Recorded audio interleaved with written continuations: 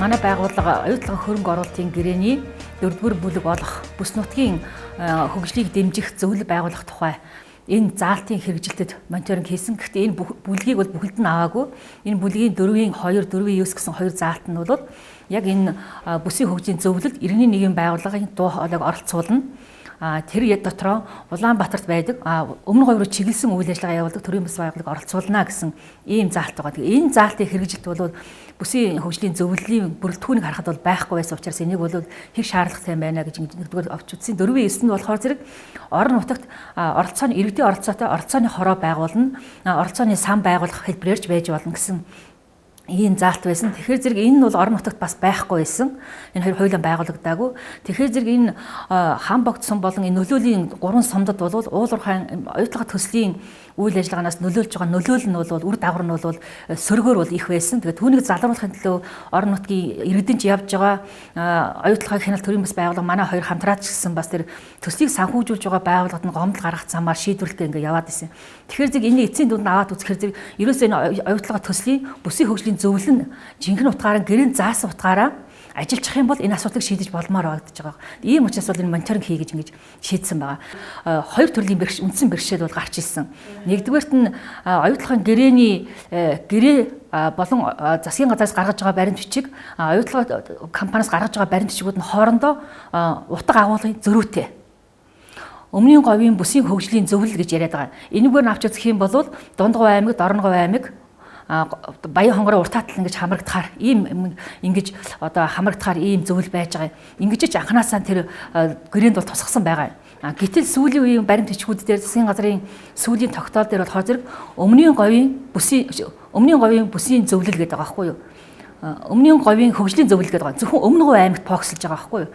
Тэгэхээр энэ сургалтын явц ч гэсэн ажиглахаар зэрэг энэ үндсэн гэрээнээс хураангуй гэрээ болон засгийн газрын тогтоол дээр говийн бассейнээр нь харсан юм хасаад болон өмнө говь руу фокуслсан бол өмнө говь аймагт байгуулсан гэрээн дээр илүү ганцхан хам богд суман дээр фокуслсан байгаа нь бол энэ хоёр гэрээнээс бол харагдаж байна л да. Тэгэхээр зэрэг энэ бол бид нар зайшгүй анзаарч явах хэрэгтэй юм байна. Гэрээний агуулгыг үгсгийн томьёолыг бол зайшгүй харж ингэж байх хэрэгтэй юм байна гэдгээ эндээс харж авлаа. Тэгэхээр энэ сургалтаас өмнө энэ хоёр гэр би хоёулангийн хэдэн 10 удаа уншсан. Гэхдээ энэ хоёрыг би ингэж агуулгыг ингэж үйж хараагүй байсан. Тэгэхээр энэ сургалтын үе дээр дасгал ажлын үеэр бол харлаа л да. Тэгэхээр энэ бол баримт бичгүүд хооронд нь үйж харж явах хэрэгтэй юм байна гэж ингэж айгүй том сургамжийг авлаа би. Тэгэхэд бас нэг 2 дугаар бэрхшээл нь юу гэхээр зэрэг мэдээллийн олдсон юм асуудал байгаа. Тэгэхээр зэрэг энэ бүсийн оюутлагын хөрөнгө оруулалтын гэрээ бол засгийн газар оюутлага компани хоёрын хооронд байгуулагдсан. Тэгэхээр энэ хоёр талаас мэдээлэл авч ээж энэ бол мониторинг болно. Мэдээлэл олдохгүй байлаа гэж бид нар одоо шууд одоо энэ мониторингийг бол одоо дүгнэлт гэж мониторинг гэж үзээд дүгнэлт гэж гаргахад бол хэцүү болчиход байна л да. Тэгэхээр зэрэг би сургалтын үед бол эхний 2 өдөр нэг юм ойлгож авсан. За компаниас мэдээлэл өгөхгүй байх юм бол засгийн газраас өгөхгүй байх юм бол олон нийтээс авсан мэдээлэл дээр үндэслээд зөвлөлийн зарим нэгэн гишүүдээс орон нутгийн зөвлөлд орсон гишүүдээс авсан мэдээлэл дээр үндэслээд судалгаагаа дүгнэлтээ гаргачих.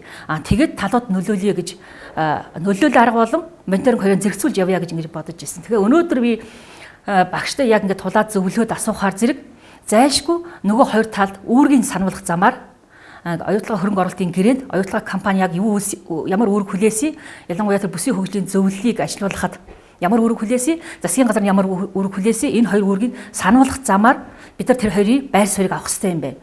Ингэж тэр бол мониторинг болох юм байна гэж ингэж ойлголоо. Тэгэхээр зэрэг энэ хэдэн 3 өдрийн сургалтаас цаашид мониторинг хийхэд анхаарах хэрэгтэй юм юу авсан гэхээр зэрэг гэрээг уншиж ойлгох хэрэгтэй юм бид нар. Нэр томьёоныг бол тайлж уншиж ойлгох хэрэгтэй юм байна. Мэргэжлийн хүнээс зөвлөгөө авах хэрэгтэй юм байна. Тэгж ойлгосныхаа үндсэн дээр мэдээлэл сайтаагаар мэдлэгтэйгээр энэ мониторинг хийх хэрэгтэй юм байна.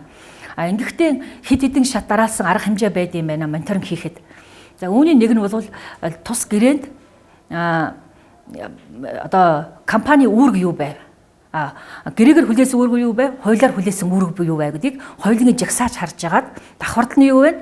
Давхардаагүй одоо үүрэг юу байна вэ гэж. Тэгээ үүнийгээ үүрэггүй амлалтгүй гэдгийг бас ялгаж харах хэрэгтэй юм байна. Гэсэн ийм одоо нарийн юмнуудыг бид